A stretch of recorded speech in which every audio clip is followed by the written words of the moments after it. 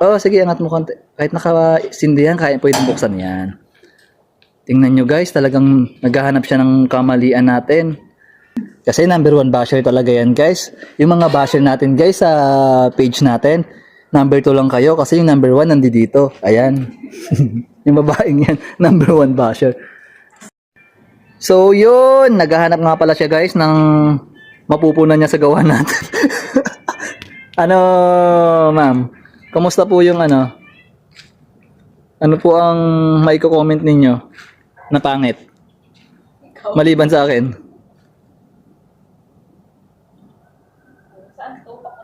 Pataas.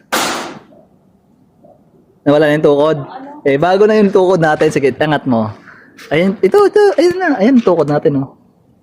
Eh, diyan nakatago sa loob. Ayan. Yan. Yan. Tapos, dyan na nilalagay yan. Para malinis na siya. Yun. Oh. Ano? Sige na, punahin mo na. May lock yan. Huwag mo basta ilahin, matanggal yung lock eh. Ikaw naman, sisirain mo pa, i-deliver na lang. Oh. Tapos, Ito, sino gumawa? malamang hindi ako. Tapos, sige, buksan mo dyan. Ayan.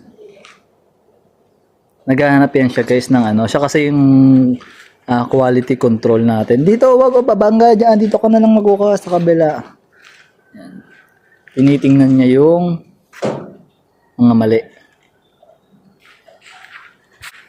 So, yun. Wala siyang mahanap guys na mapupuna kung ano ba yung pangit sa gawa natin. Kaya naman, tuduhan na pa rin siya kung ano ba yung pwede niyang pansinin. Kasi number 1 basher talaga yan guys. Yung mga basher natin guys sa page natin, number 2 lang kayo kasi yung number 1 nandito. Ayan. Yung babaeng yan, number 1 basher. So, tingnan mo guys, pati yung side wheel, bubuksan niya para makita kung tama ba yung pag-align ng motor. Pwede bang buksan na tayo? Oh, sige, angat mo konti. Kahit nakasindi yan, kaya pwedeng buksan yan. Tingnan nyo guys, talagang naghahanap siya ng kamalian natin. Pero sa palagay ko, may mahahanap kaya siya. Wala nang storage. No? Yan pa rin ang storage. Oo. Kasi nandun yung gulong sa loob, kaya walang storage. Iangat mo siya konti. Yan, sige, yan. Okay na yun. Yan.